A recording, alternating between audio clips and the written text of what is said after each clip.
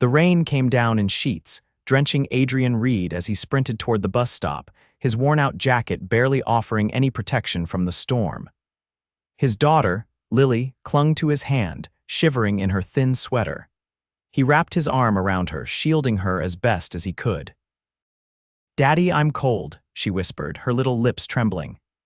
"I know, sweetheart. The bus will be here soon," Adrian reassured her, though he wasn't sure if that was true.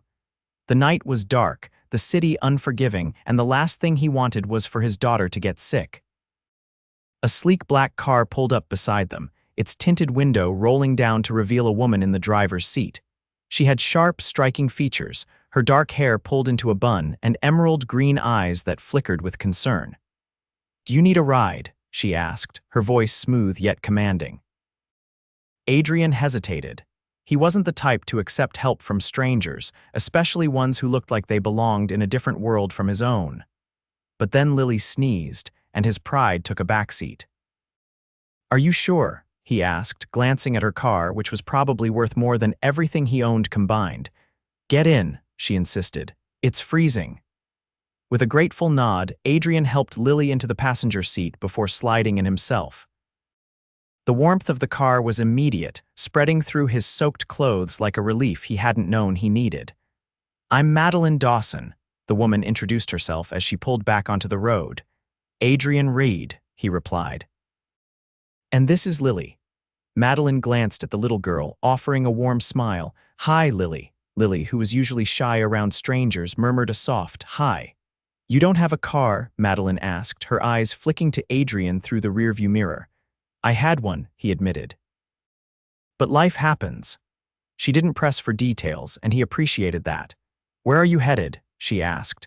"The apartment complex on 5th and Maple," he said, bracing himself for the judgment that often came when people realized he lived in one of the city's most run-down buildings. But Madeline didn't react. She simply nodded and kept driving. The silence between them was oddly comfortable, broken only by the soft hum of the car's heater. Adrian took the moment to study her. She was definitely wealthy, judging by the expensive watch on her wrist and the designer coat draped over the passenger seat. But there was something else about her, something he couldn't quite place. "You don't usually pick up strangers in the rain, do you?" he asked. Madeline let out a small chuckle. "No, I don't, but I saw you and your daughter standing there and I couldn't just drive past." Adrian nodded, appreciating her kindness more than he could express. When they finally pulled up to his building, Adrian turned to her. "Thank you, really," Madeline smiled. "Of course." He was about to step out when she hesitated. "Do you need anything? A warm meal, maybe?" Adrian stiffened. He didn't want charity, especially not from a woman who clearly had everything. "We're okay," he said, forcing a polite smile. Madeline didn't push, but something in her expression told him she wasn't convinced. "All right," she said finally. "Take care, Adrian." He nodded, scooping Lily into his arms as he stepped out into the rain again. Madeline watched them disappear into the building, a strange feeling settling in her chest. She had no idea why she cared so much about a stranger and his daughter. But one thing was certain: she wasn't going to forget Adrian Reid anytime soon. The next morning, Adrian was running late. Lily's cough had worsened overnight, forcing him to stay up tending to her. He'd barely gotten 2 hours of sleep when his alarm blared, signaling the start of another exhausting day. He rushed through his routine, making sure Lily was bundled up before dropping her off at the small daycare near their apartment. As he stepped onto the bus, his thoughts drifted to the woman from last night, Madeline Dawson. Something about her had stuck in his mind. Maybe it was the way she'd spoken to him without even a hint of condescension, or how she hadn't hesitated to help. It wasn't every day that someone like her crossed paths with someone like him. By the time he arrived at the construction site where he worked, he pushed thoughts of her aside. His boss barked orders, and Adrian fell into the rhythm of hauling materials, measuring beams, and securing foundation structures. It was grueling work, but it paid the bills barely. At lunch, he sat on an overturned crate, unwrapping the sandwich he'd packed. He barely had time to take a bite before his phone vibrated. The daycare, his stomach clenched. "Mr. Reid, Lily's fever is climbing. She needs to be picked up." He didn't hesitate. "I'll be there as soon as I can." He was already moving before the call ended. His supervisor frowned as Adrian explained the situation. "You leave now, you're not getting paid for the full day," the man warned. Adrian didn't care. His daughter came first. He sprinted to the bus stop, but the next bus wouldn't arrive for 20 minutes. Every second felt like an eternity. A sleek black car pulled up in front of him. The passenger window rolled down and there she was, Madeline. "Adrian?" she asked, surprised. "What's wrong?" His chest was tight with worry, but there was no time to question why she was here. "My daughter, she's sick. I need to get to her daycare." Without hesitation, Madeline unlocked the door. "Get in." He didn't think twice. The moment he was inside, she pulled away from the curb, driving with precision but urgency. "Where is she?" she asked. He gave her the address and she nodded, weaving through traffic with a confidence that made him wonder how often she did things like this. "I owe you. You don't owe me anything," she interrupted. "Just tell me how she's doing." Adrian exhaled, his fingers tightening into fists. "She had a fever this morning, but I thought it would go down. She's had colds before, but this one." He shook his head. "She's all I have." Madeline glanced at him, her expression unreadable. "You're a good father," he scoffed. "Good fathers don't have to rely on strangers for rides." She didn't argue, but there was something in her gaze that told him she didn't see him the way he saw himself. Minutes later, they pulled up to the daycare. Adrian was out of the car before it had fully stopped. Inside, Lily was curled up on a small cot, her cheeks flushed. When she saw him, she whimpered, reaching for him. He scooped her up, pressing a kiss to her forehead. "She's burning up," he muttered. A voice spoke behind him. "Let's take her to a doctor." He turned to find Madeline standing there, her arms crossed in quiet determination. "I can handle it," he said instinctively. "I know you can," she replied, "but let me help." He hesitated, then Lily coughed and his pride crumbled. Madeline led them back to her car, driving them straight to a private clinic. The waiting room was quiet, nothing like the overcrowded public hospital Adrian was used to. Within minutes, a doctor examined Lily, prescribing medication and fluids. When they stepped back outside, Adrian turned to Madeline. "I don't know why you're doing this." She tilted her head. "Does it matter?" "It does to me," she sighed, her gaze softening. "Because I can and because I want to." He studied her, trying to understand. "People don't just do things like this." "I do." There was a quiet certainty in her voice that made him believe her. As he carried Lily to the car, something shifted between them. He didn't have words for it yet, but he knew this wasn't the last time their paths would cross. Adrian carried Lily up the narrow staircase to their apartment, his arms tightening protectively around her small frame. Her fever had dropped slightly after the doctor's visit, but exhaustion still clung to her like a heavy blanket. He unlocked the door, nudging it open with his foot before stepping inside. The place was modest, barely furnished beyond the essentials: an old couch, a tiny kitchen table, and a second-hand bed tucked away in the corner. But it was home. Madeline followed him inside, her sharp gaze scanning the small space. She didn't say anything, but he could feel the weight of her thoughts. He set Lily down gently, tucking a blanket around her before turning toward Madeline. "You didn't have to come up," he said, rubbing a hand over the back of his neck. She shrugged, leaning against the doorframe. "I wanted to make sure she settled in. You shouldn't be handling this alone." Adrian exhaled, lowering himself onto the edge of the couch. "I've been handling things alone for a long time." Madeline hesitated for a moment before stepping further inside. "Where's her mother?" His jaw tightened instinctively. He wasn't used to people asking, but then again, most people didn't stick around long enough to care. He looked at Lily, her breathing even, then met Madeline's gaze. "She left when Lily was a baby," he finally said. "Decided she didn't want this life, didn't want to struggle, so she walked away." Madeline's expression didn't shift, but something flickered behind her eyes. "She left you both," he nodded. "Took off one morning and never came back. No warning, no goodbye, just gone." Something about saying it out loud made the air in the room feel heavier. He wasn't sure why he had even told her. He barely spoke about it, even to himself, but Madeline had a way of making people talk. She crossed her arms, her gaze steady. "That must have been hard." He let out a dry laugh. "It was, still is, but what choice do I have?" "Lily needs me." Madeline was silent for a moment, then she stepped closer. You shouldn't have to do everything alone, Adrian. He met her eyes, something unfamiliar settling in his chest. He'd spent years believing he couldn't rely on anyone but himself. That help always came with conditions. But Madeline wasn't offering pity. She wasn't looking at him like a charity case. I appreciate what you did today, he admitted. More than I can say. She smiled, a small, genuine thing. It's nothing. It's not nothing, he countered. People don't just do what you did. Her gaze flickered, and for the first time she looked almost uncertain. Maybe I should. There was something in the way she said it that made him wonder if she was talking about more than just today. Before he could ask, Lily stirred. She blinked up at him, her little face still flushed. Daddy, he moved to her side instantly. I'm here, sweetheart. She looked past him, her small brow furrowing. The nice lady stayed. Madeline crouched beside them, a soft warmth in her expression. I wanted to make sure you were okay. Lily gave a sleepy nod. I like you. Madeline let out a quiet laugh. I like you too. Adrian watched the interaction, something unfamiliar tightening in his chest. He had never expected Madeline Dawson to step into his life, but now that she had, he wasn't sure he wanted her to leave. She stood, pulling her coat tighter around her. I should go. He stood too, his hands resting on his hips. Yeah, he hesitated.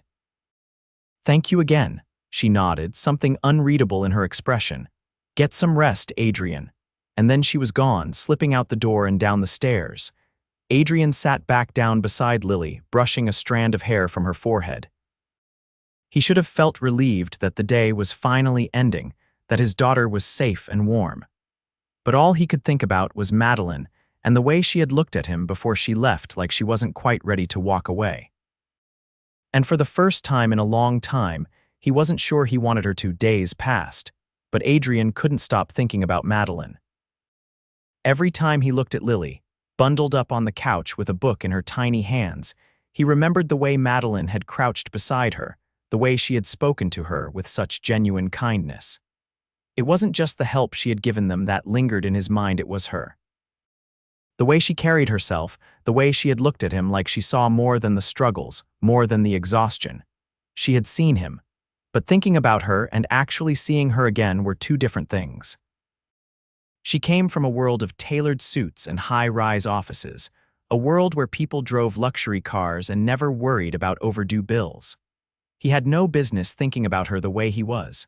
And yet, when he stepped into the construction site that morning, she was there. She stood near the entrance, her dark hair cascading over one shoulder, her gaze locked onto him the moment he arrived.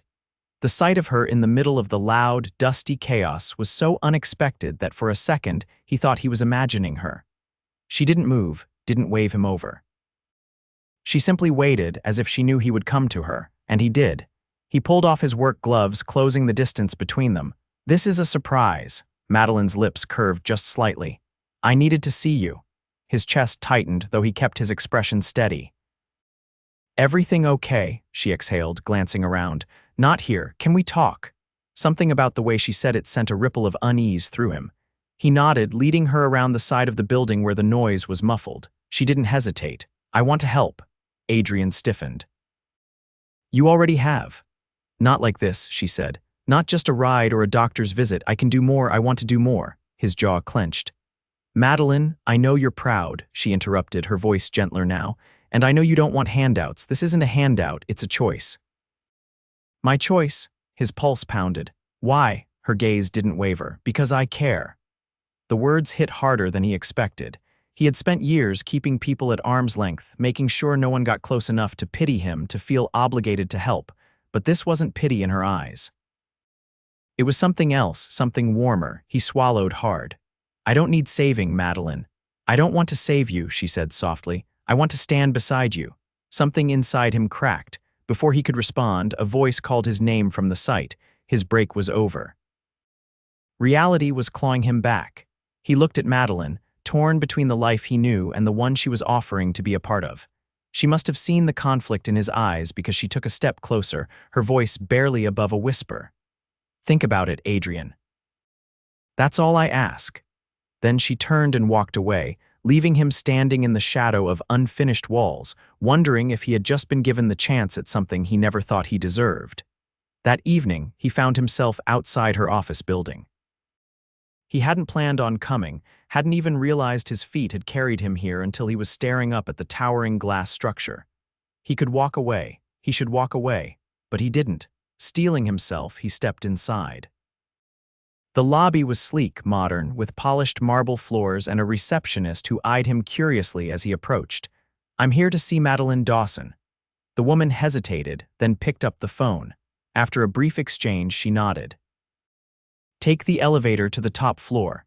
He stepped inside the elevator, his heart pounding with every floor that passed. Then the doors slid open, and there she was. Madeline stood behind a massive desk, stacks of papers in front of her, but the moment she saw him, she abandoned them. "You came," she said, a flicker of something unreadable in her expression. He nodded, stepping forward until only a few feet separated them. "I don't want your money, I don't want a way out." Her gaze searched his. "Then what do you want?" He hesitated only for a second before answering, his voice raw with the truth. "You." Something shifted in her eyes, something deep and undeniable. Then, before he could second-guess himself, he reached for her. She met him halfway. Madeline's breath hitched as Adrian's fingers brushed against hers, the space between them vanishing in a heartbeat. The city lights beyond her office windows cast a golden glow over them, illuminating the quiet intensity in his gaze. She had spent her life making calculated decisions, building an empire with an iron will and an unshakable focus. But standing here, with Adrian Reid looking at her like she was something he wasn't sure he was allowed to want, she felt completely unmoored. "I don't belong in your world," Adrian said, his voice low but firm. Madeline took a step closer, closing whatever gap still remained. "Then let's build our own." The words landed between them like a challenge, a promise. He searched her face, his hesitation warring with something deeper. "You make it sound easy," he murmured. "It isn't," she admitted. "But that doesn't mean it isn't worth it." His fingers curled into a fist at his side, tension rippling through his frame. "I don't want to be something you save, Madeline," she shook her head. "You were never something that needed saving. You're the strongest man I've ever met."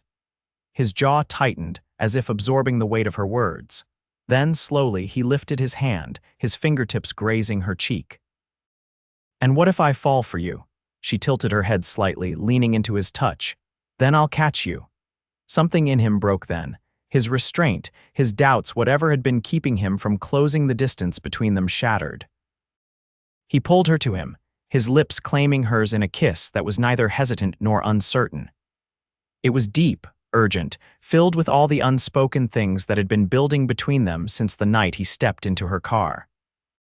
Madeline's hands found his shoulders, her fingers digging in as she kissed him back with just as much intensity. There was no hesitation, no second-guessing, just this, just them. When they finally pulled apart, their breaths mingling, Adrian rested his forehead against hers. His hands were still on her waist, firm but reverent, as if he wasn't sure this moment was real. "I have a daughter to think about," he said, his voice rough with emotion. Madeline nodded, her hand sliding up to cup the back of his neck. "I know." His eyes searched hers, still filled with the remnants of doubt. "This isn't just about me," she smiled softly. "I wouldn't want it any other way." Adrian exhaled, something in his expression finally settling. "Then let's figure this out." Madeline's lips curved. Together. The next few weeks unfolded like something Adrian never thought he'd experience. Madeline didn't just say she wanted to be part of his life, she proved it. She showed up not with grand gestures that made him feel like a charity case, but in the ways that truly mattered. She came by after work, sitting cross-legged on his worn-out couch while Lily chattered about her day. She listened, genuinely invested, never once making either of them feel like they were beneath her. Adrian found himself watching her when she wasn't looking, marveling at how effortlessly she fit into the small world he had built for his daughter. "I like her, Daddy," Lily whispered one evening as Madeline helped clean up their tiny kitchen. Adrian glanced at Madeline, who was laughing at something Lily had said earlier, a softness in her expression that made his chest tighten. "Yeah," he murmured, his voice barely audible. "Me too." But not everything was easy. Adrian still struggled with the weight of what this meant. He wasn't blind to the differences between them. He saw the way people looked at them when they walked through the city together, how they tried to figure out what a man like him was doing beside a woman like her. And then there was the moment he had been dreading. Madeline's world wasn't just luxury and power, it was scrutiny. And that scrutiny came in the form of a business gala where her presence was expected and her date would be noticed. "I don't belong at something like this," Adrian muttered as he adjusted the borrowed suit Madeline had insisted on arranging for him. She stepped up behind him, her reflection appearing beside his in the mirror. "You belong wherever I am." He swallowed hard, turning to face her. "People will talk," she lifted a brow. "Let them." And so he went. The ballroom was everything he expected: grand, glittering, filled with people who had never known a life like his. He felt the stares, the whispered speculation.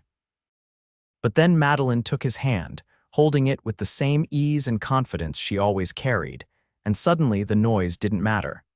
She introduced him without hesitation, without apology. Not as a project, not as the man she was helping, but as Adrian Reid, someone who mattered to her. And for the first time in a long time, he believed it. Later that night, when they stepped onto the balcony overlooking the city, Adrian exhaled. "You really don't care what they think, do you?" Madeline turned to him, her expression unwavering. "I only care about what you think." He studied her, the woman who had walked into his life without warning and refused to leave. Then, with a slow smile, he pulled her in, pressing a kiss to her forehead. "Then I think I'm exactly where I'm supposed to be." The night of the gala had shifted something between them, solidifying what had been unspoken for too long. Adrian had walked into that world feeling like an outsider, but Madeline had never once let him feel like he didn't belong.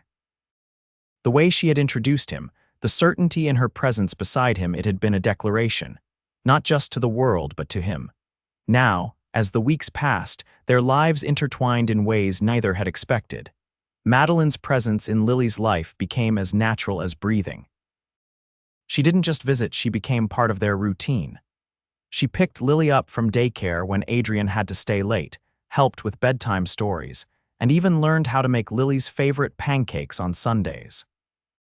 One evening, as Adrian watched them sitting on the floor of the apartment, Lily giggling as Madeline attempted to braid her hair, something settled deep inside him. This wasn't fleeting. This wasn't temporary, and that realization terrified him just as much as it grounded him. Later that night, when Lily had fallen asleep, he and Madeline sat on the couch, the quiet wrapping around them like a cocoon. "You've changed everything," Adrian admitted, his voice low. Madeline turned toward him, tucking her legs beneath her. "How so?" he exhaled, running a hand through his hair. "I spent so long just surviving, getting through each day, making sure Lily had what she needed. I never thought beyond that, never let myself." She reached for his hand, threading her fingers through his. "And now," his thumb brushed over her knuckles, his grip tightening. "Now I can't imagine you not being here." Her lips parted slightly, her eyes searching his. "Then don't." He studied her, the woman who had walked into his life on a rainy night and stayed.